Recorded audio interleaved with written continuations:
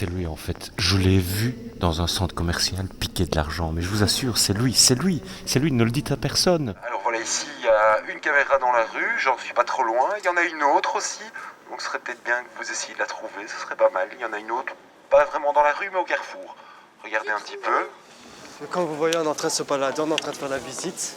Une visite de quoi? Une visite sur la surveillance, en fait, on regarde la rue et tout, on voit s'il y a des caméras et tout, pourquoi il y a des caméras, essentiellement ces endroits. Vous voyez qu'il y a une belle caméra ici au-dessus de nous.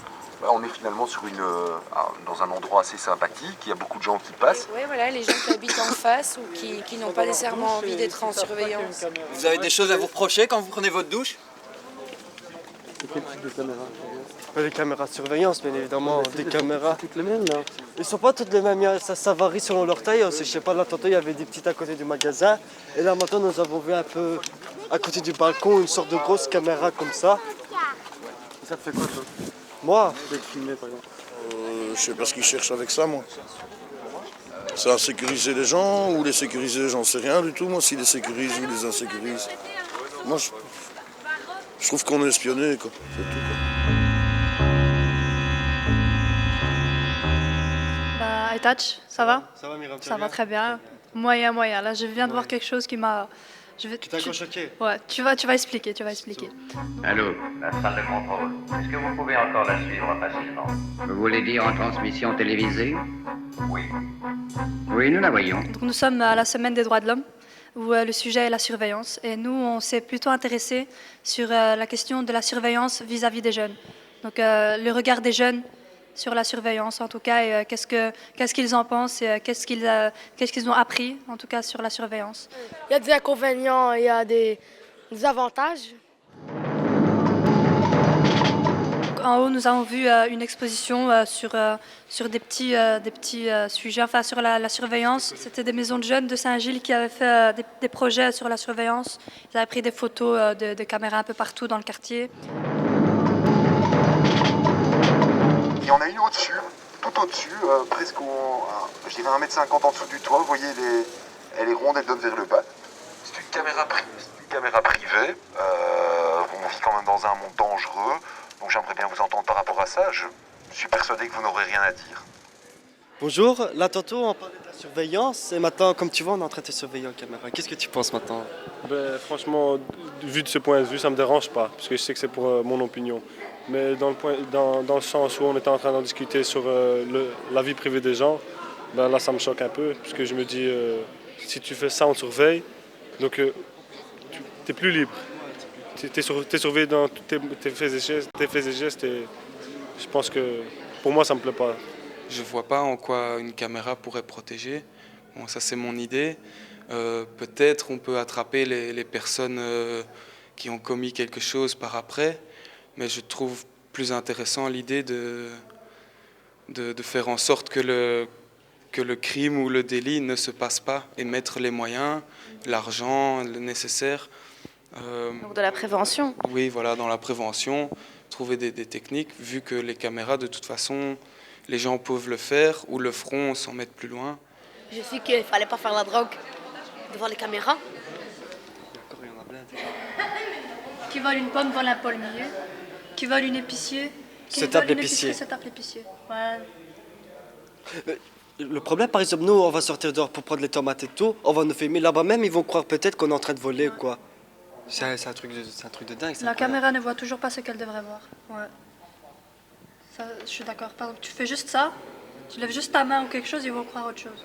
Est-ce une agression ou des gens qui s'amusent?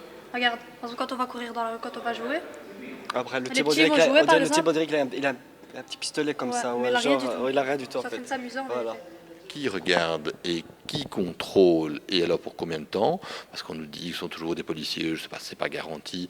On nous dit que ce sont des agents assermentés à voir. On nous dit dans le cas de sociétés privées que tout ça se fait selon certaines règles, que après une durée déterminée, les données sont détruites. Je demande à voir aussi, en tout cas on n'a jamais la possibilité de vérifier. Mais alors ce qui est aussi terriblement pervers avec les caméras de vidéosurveillance, c'est que l'on a un regard extérieur qui vient juger un acte. il prend ma main. Qu'est-ce que tu vas dire? On va dire, de quoi s'agit-il? Deux personnes qui se serrent la main? Un autre regard pourrait être en train de se dire, voilà une jeune femme qui va lui dire la bonne aventure. D'autres pourront dire, ça y est, il y a une histoire entre ces deux-là. Et donc forcément, entre deux personnes qui se croisent, on peut avoir une interprétation tout à fait différente. La notion de vie privée est une notion un peu complexe, qu'on peut mettre énormément de choses dedans. Mais je pense que donc des débats comme ceux qui sont organisés ce soir permettent de peut-être clarifier les notions, de les préciser, de montrer les nouveaux dangers liés principalement aux technologies, évidemment, qui émergent et à la marchandisation de la vie privée. Il y a toute une série de sites, on peut penser à Facebook, à MySpace, etc., qui fonctionnent sur la commercialisation de la vie privée avec la participation même des personnes. Les gens acceptent de donner des données à caractère privé. Donc ça pose toute une série de questions en termes juridiques, mais en termes éthiques aussi. Bonjour, je m'appelle JCW. J'ai une chef très méchante et j'ai quelques collègues qui sont vraiment chiants, mais je ne peux pas en dire plus. Au jour d'aujourd'hui, tout le monde a ça. Si tout le monde a un Skyblock, tout le monde a une adresse MSN, un numéro de téléphone, tout le monde a... S'il faut chercher quelqu'un, on sait comment le trouver. Parce qu'il y a Skyblock, MySpace, Fastbox.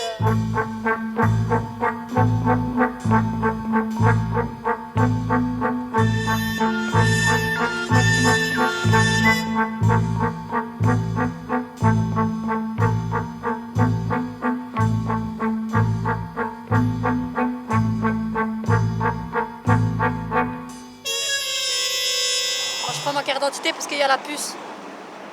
Cette puce-là, j'étais contente parce qu'elle était plus petite. Mais après, je commence à réfléchir pourquoi il y a une puce. Je préférais mieux l'ancien, là-bas c'était nickel. Tout est écrit, maintenant là on met dans la machine, on peut commencer à choisir. Ouais, on peut modifier. On peut mettre un autre nom. On peut mettre un autre nom. Vous êtes le numéro 6. Je ne suis pas un numéro, je suis un homme libre. Et donc on a essayé de faire le lien entre les nouvelles technologies et l'échec scolaire. Où se trouve l'étudiant? En effet, la première préoccupation, c'est de savoir si l'étudiant est bien à l'école. Mais l'élève aussi a tout intérêt à savoir où il est. Pourquoi?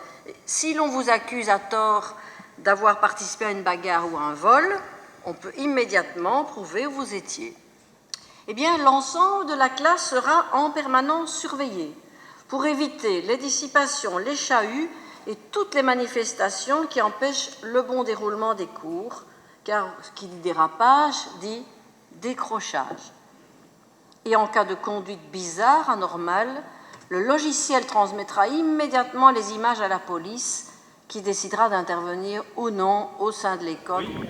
Imaginons quelqu'un qui embrasse une fille. Il y aura le bip bip bip bip. Aussi, ils ont parlé aussi par rapport au PDA là, de l'école et tout. Si maintenant, demain, le ministre dit on va mettre ça dans les écoles, qu'est-ce que tu en penses, toi? Je ne vais plus à l'école, tout simplement. On nous a dit au début que ce projet a été existé dans les pays du Nord, mais à la fin du truc, ils nous ont dit que c'était une farce, qu'ils nous ont bien eu, que ça n'arrivera jamais. Heureusement d'ailleurs. Peut-être. Mais d'une part, il y a déjà les caméras dans l'école. C'est dans 3 écoles, quoi. Dans notre école, par exemple, il y en a à Sainte-Marie, exactement. Alors moi, je voudrais vous faire réfléchir sur un phénomène bien connu, ce sont les bandes de jeunes. C'est très très dangereux, les bandes de jeunes. Dès qu'ils sont plus de 2, ils font des conneries. Et je vous passe le cocktail délinquant, drogue, la totale. Donc moi, je trouve que c'est pas mal que la police puisse un peu regarder ce qui se passe sur cette place. J'aimerais bien savoir ce que vous en pensez. Nous sommes pour les caméras dans les homes, entendons-nous bien. Principalement les homes du CPAS, puisque bon, on sait la population qui s'y retrouve. Heureusement, ça commence plus tôt. Il y a une crèche à Braine-l'Alleud ou à Nivelles, je sais pas trop, à Braine-l'Alleud qui avait commencé à mettre une caméra de vidéosurveillance dans sa crèche et les parents, Dieu merci, avaient accès aux jeux de leur bambin et pouvaient surveiller que tout se passait bien depuis leur écran d'ordinateur à domicile. C'est évidemment cela que nous souhaitons. Je sens que ce sentiment est partagé, ça me plaît. On dit c'est question sécurité, mais c'est pas toujours sécurité. Pour moi, honnêtement, ça fait rien, vu que je remarque pas qu'on est filmé. Alors le but, c'est pas seulement de savoir où elles sont, même si c'est important. Et je vous invite, il y en a finalement beaucoup, à regarder tout l'espace urbain qui nous entoure pour voir un peu où situent les caméras de surveillance. Mais le but d'une après-midi comme celle-ci, c'est d'entamer une réflexion sur les caméras de surveillance. Si on oublie votre situation de membre de la Ligue des droits de l'homme, si on parle de vous en tant que citoyen, dans la vie de tous les jours, en quoi les caméras de surveillance et tout le reste vous touchent, vous dérangent ? Alors moi, ça ne me dérange pas, j'ai rien à me reprocher. Non, c'est ce que la plupart des gens vous répondront, évidemment. Je pense d'abord que... il y a plusieurs arguments, hein, évidemment. Simplement, c'est un rappel à chaque moment que le danger est potentiellement là. Hein, voir des caméras partout, on met des caméras parce que le danger est là.